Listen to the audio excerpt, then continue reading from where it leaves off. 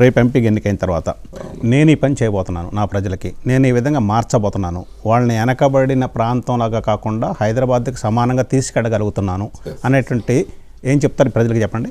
తప్పకుండా అండి. ఇప్పుడు మనకు మా రేవంత్ రెడ్డి గారి ఆధ్వర్యంలో ఇప్పుడు RRR వస్తుంది. మనకు RRR అంటే మళ్ళీ రింగ్ రోడ్ మీద ఔటర్ రింగ్ రోడ్ ఇంకా మళ్ళీ దానికి RRRకి నెక్స్ట్ మేమే ఉంటామన్నట్టు ఇక్కడ అంటే యాక్సెసిబిలిటీ పెరుగుతుంది, యాక్సెసిబిలిటీ పెరుగుతూ ఉంటుంది. దాంతో మా గ్రోత్ కూడా ఫాస్ట్గా అవుతుందండి. అంటే ఒక మంచి విజన్తో వెళ్తా ఉన్నారు గవర్నమెంట్. అంటే ఇక్కడ ఈ జోన్ వేరే అది రూరల్ జోన్లో ఉంటుంది. సో దాంతో మా సెంట్రల్ నుంచి కూడా వచ్చే నిధులకు కూడా మేము పెద్ద ఎత్తున, ఎందుకంటే మా ఎంపీల మెయిన్ ఉంటుంది రాష్ట్రానికి, సెంట్రల్ నిధులు కూడా మా ప్రభుత్వానికి అందించాలి. సరే ఇక్కడ ఇబ్బంది అయినా మాకు ఇక్కడ అన్యాయమైనా కానీ మేము పార్లమెంట్లో అంశాలు లేవనెత్తి అక్కడ కేంద్ర ప్రభుత్వం దృష్టికి తీసుకెళ్ళి మా రాష్ట్ర ప్రభుత్వాన్ని కూడా ప్రత్యేకంగా ఎక్కువ నిధులు వచ్చి మా రాష్ట్ర ప్రభుత్వాన్ని కూడా మా తరఫున మా ఎంపీలం ఎంతమంది ఎలక్ట్ అవుతాం మా తెలంగాణ నుంచి, మా కాంగ్రెస్ నుంచి మాకు ప్రభుత్వం చేదోడు అది కూడా ఉంటామండి మేము అక్కడ ఉండి. మీరు జహీరాబాద్ ప్రజలు మర్చిపోలేని విధంగా నేను ఇది చేస్తాను అని ప్రామిస్ చెప్పండి. ఫస్ట్ నేను చెప్పేది అంటే ఇండస్ట్రియల్లీ డెవలప్మెంట్ కావాలండి. మనకు ఇప్పుడు ఎంప్లాయ్మెంట్ రావాలంటే అన్ని ప్రభుత్వ ఉద్యోగాలు రేవంత్ రెడ్డి గారు మనకు 30,000 ఇచ్చారు. ఇంకొక 2 లక్షల ఉద్యోగాలు మనకు వస్తుంది సంవత్సరం. కానీ ఇంకా ఫర్దర్ మనం పెరగాలంటే ఇండస్ట్రీస్ వచ్చినప్పుడే మనకు నిరుద్యోగ సమస్య తీరుతుంది. ఇప్పుడు మా ఒక గోల్డెన్ ఆపర్చునిటీ ఇక్కడ జేఆర్ఆర్ ప్రాంతానికి ఉంది. మ్యాక్సిమం ల్యాండ్స్ ఇది చేసి తొందరగా మంచి ఇండస్ట్రీస్ వస్తుంది, 1000 ఉద్యోగాలు అక్కడ వస్తాయి. అదే కాకుండా ఈ ప్రాంతాన్ని కూడా ఇప్పుడు RRR వస్తూ ఉంది ఇక్కడ. అంటే మా సంగారెడ్డి దాటిన తర్వాత నెక్స్ట్ RRR ఉంటుంది. అంటే ఈ ప్రాంతంలో కూడా మేము మా ల్యాండ్ అవైలబిలిటీ ఉంది మాకు అప్ టు జూకల్ వరకు.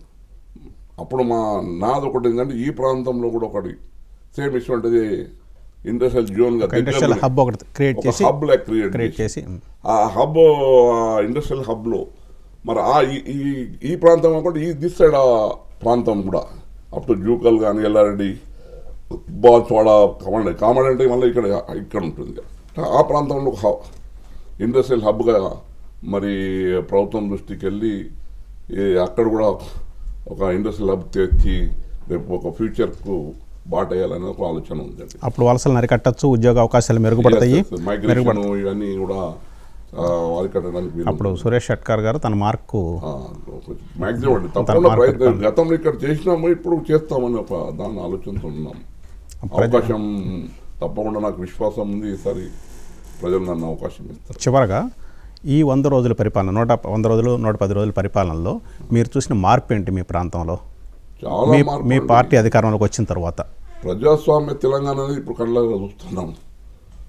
ఇన్ని రోజులు మేము నిజంగా వి ఫెల్ట్ తెలంగాణ పోరాడి మేము పార్లమెంట్ సభ్యులుగా సాధించింది తెలంగాణ ఎట్లుంటుంది అనుకుంటాం. ఒక బందీ అయి ఉండే తెలంగాణ.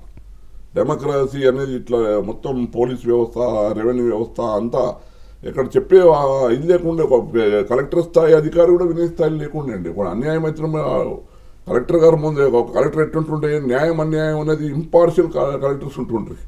ఈ కలెక్టర్ ఫోన్ చేసినా ఒక ఎస్పీ ఫోన్ చేసినా అప్పుడు పరిస్థితి ఏముండే ఆ వినతితో లేకుండే, వాళ్ళు ఇంటర్వ్యూ యాక్షన్ లేకుండే. కానీ ఇప్పుడు మేము చూస్తున్నాం ప్రజా తెలంగాణ కళ్ళ కనిపిస్తుంది.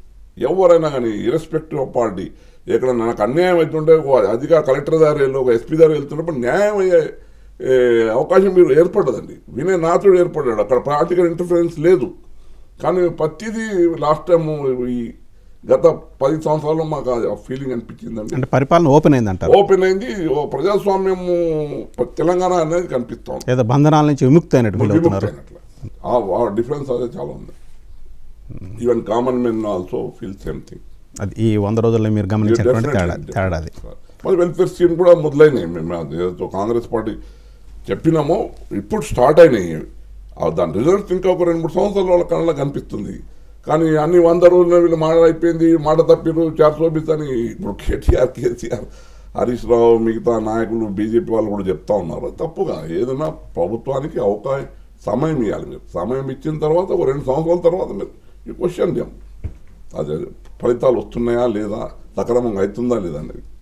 ఒక జహీరాబాద్ ఎంపీగా మీరు ఎన్నికయ్యి జహీరాబాద్ నుంచి వలసలు ఆపాలని, జహీరాబాద్ నుంచి వచ్చే వలసలు ఆపాలని, ప్లస్ ఇండస్ట్రియల్ హబ్గా మీరు అన్నట్టు ఒకటి ఏర్పాటు చేసి ఉద్యోగ అవకాశాలు కల్పించాలని, ఆ గ్రామీణ ప్రాంత వాసులకి మీరు అన్నట్టు హబ్ ఏర్పరచాలని ప్రజల తరపున మిమ్మల్ని కోరుకుంటూ మీరు కార్యక్రమానికి చేసినందుకు నమస్కారం. థ్యాంక్ యూ అండి. థ్యాంక్ యూ మా టీవీ.